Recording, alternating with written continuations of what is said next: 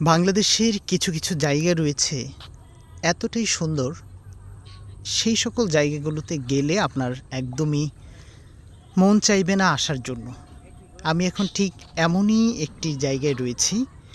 এই জায়গাটি হচ্ছে বরিশালের স্বরূপকাঠির অলংকারকাঠি এলাকা। এখানে দেখছেন সুন্দর একটি খাল। এই খালের উপরে একটি ঝুলন্ত ব্রিজ রয়েছে স্টিলের, এবং এর চারপাশটা এতই সুন্দর।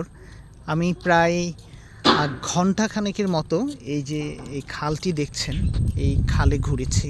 খালের চারপাশে প্রচুর পরিমাণ সবুজ গাছগাছালি রয়েছে, ফলের বাগান রয়েছে। এক কথায় অনিন্দ্য সুন্দর একটি জায়গা হচ্ছে এটি। আর খুব সহজে এই জায়গাটিতে আসা যায়। আমি বরিশাল থেকে একটি মাহেন্দ্রতে 70 টাকা ভাড়া দিয়ে বানারীপাড়া এসেছি। বানারীপাড়া থেকে একটি অটোরিকশা নিয়ে, সেই অটোরিকশা ভাড়া নিয়েছে 60 টাকা। এই 60 টাকা ভাড়া দিয়ে এই অলংকারকাঠিতে চলে এসেছি। তার মানে দেখা গেল 60 টাকা 70 টাকা, অর্থাৎ 130 টাকা দিয়ে এত সুন্দর একটা জায়গা উপভোগ করছি।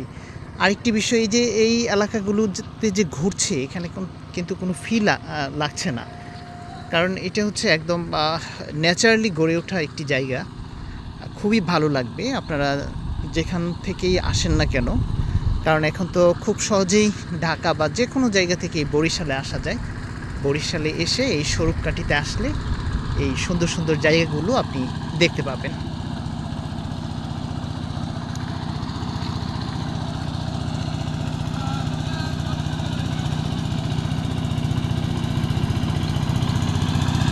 মাছ ধরতে যাচ্ছেন না? হ্যাঁ,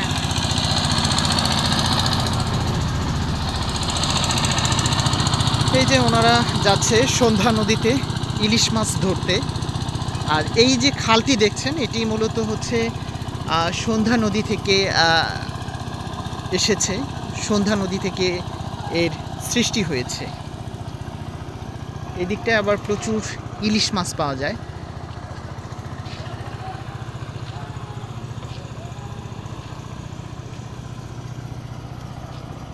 সামনে বড় বড় নারিকেল গাছ দেখা যাচ্ছে, এবং এখানটায় অনেকগুলো নার্সারি রয়েছে। এই খালের তীরে গড়ে উঠেছে এই নার্সারিগুলো। ভালো লাগবে। অনেক ফুল ফল সবজির ক্ষেত রয়েছে এই খালকে ঘিরে।